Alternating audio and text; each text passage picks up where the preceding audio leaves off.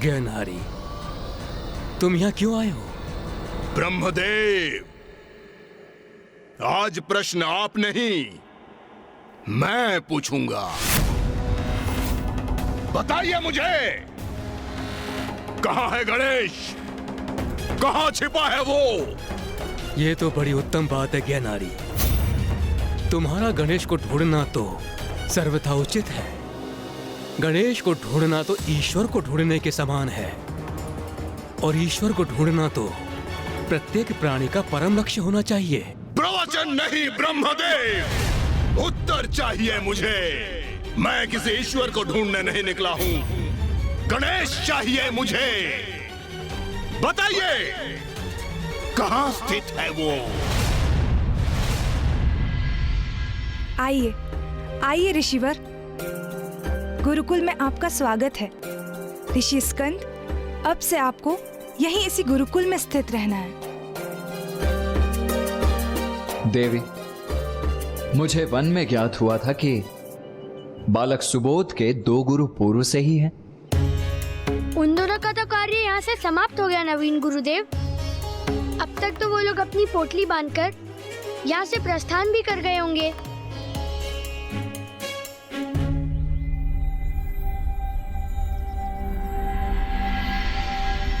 महारानी दकिनी,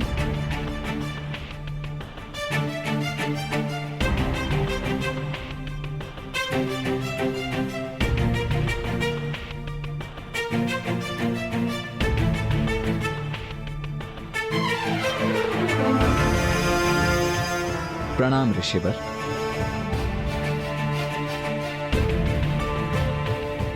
प्रणाम प्रणाम।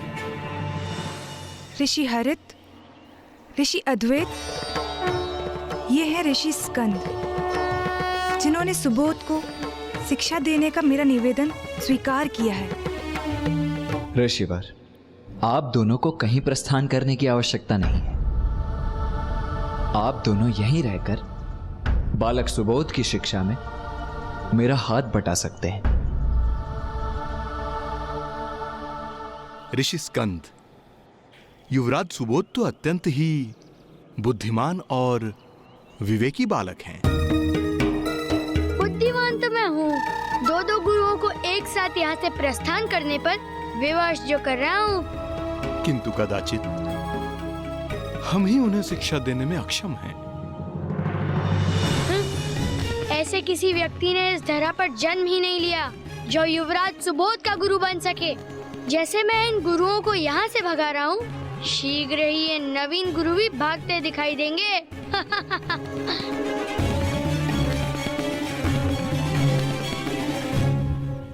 सुबोध, ऋषि हरित और ऋषि अद्वैत के चरण स्पर्श कर उनसे आशीष प्राप्त करो। मैं चरण स्पर्श करूं इनका?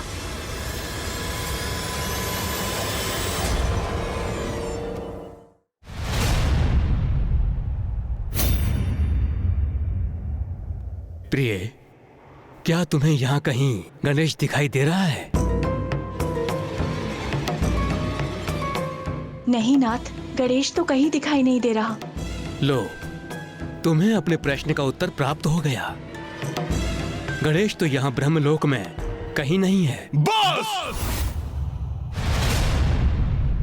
मुझे मूर्ख समझा है क्या?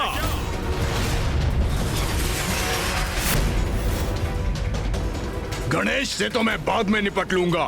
वैसे भी मुझे सभी देवताओं का अंत करना है। तो क्यों न मैं आप दोनों से ही आरंभ करूं? क्यों न मैं आप दोनों से ही आरंभ करूं? क्यों न मैं आप दोनों से ही आरंभ करूं?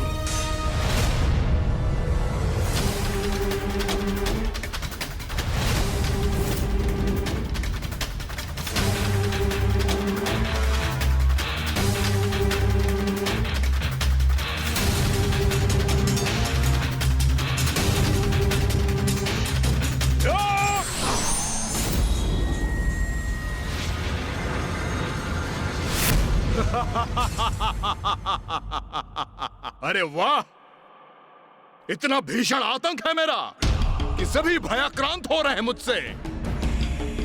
वहाँ कैलाश में भी सभी मेरे भय से कहीं भागकर छुप गए, और यहाँ ब्रह्मलोक में ब्रह्मदेव और देवी सरस्वती मुझसे अपने प्राणों की रक्षा करने के लिए कहीं अदृश्य हो गए।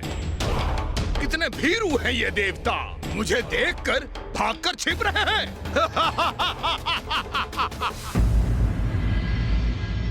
ये तुम्हारे गुरु रहे हैं, इन्होंने तुम्हें शिक्षा प्रदान की है, और अब तुम एक नवीन गुरु के साथ अपनी शिक्षा की नवीन यात्रा प्रारंभ कर रहे हो। इसीलिए अपने गुरुओं का आशीष प्राप्त करना तो तुम्हारे लिए अति आवश्यक है।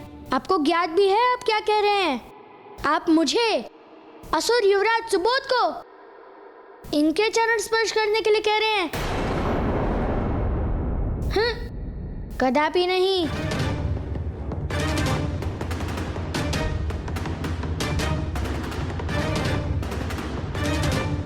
पुत्र, मुझे आशा है तुम वही करोगे जो उचित है। कदाचित माँ मेरे इस व्यवहार से असंतुष्ट प्रतीत हो रही है, किंतु एक साधारण से ब्राह्मण के चरण मैं असुर युवराज होकर भला कैसे स्पर्श कर सकता हूँ?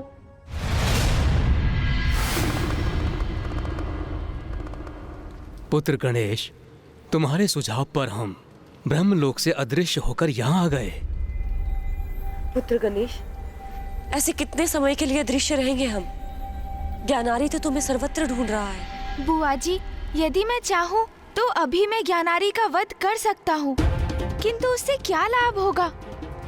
ज्ञानारी के वध से ज्ञानारी का पुत्र सुबोध देवताओं से प्रतिशोध लेने के लिए प्रेरित होगा, हम पर आक्रमण करने आएगा, और ये परस्पर घृणा, शत्रुता, रक्तपात की श्रृंखला अनंत काल तक निरंतर चलती रहेगी।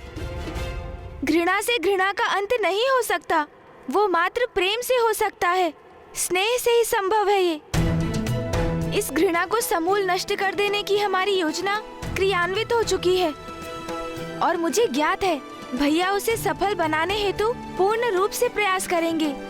घृणा के बीज को नष्ट कर इस भावना को अंकुरित नहीं होने देंगे वो, और उसके स्थान पर ज्ञानारी के पुत्र सुबोध के हृदय में प्रेम और भक्ति का भाव भर देंगे।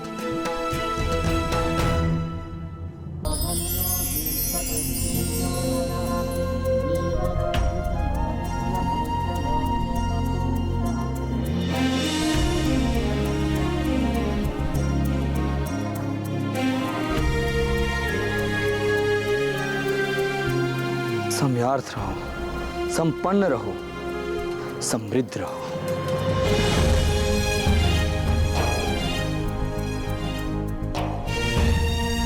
ये अचानक कैसे विचित्र सुख का आभास हुआ मुझे। इन गुरुओं के शब्दों ने जैसे मेरे हृदय को शांत कर दिया।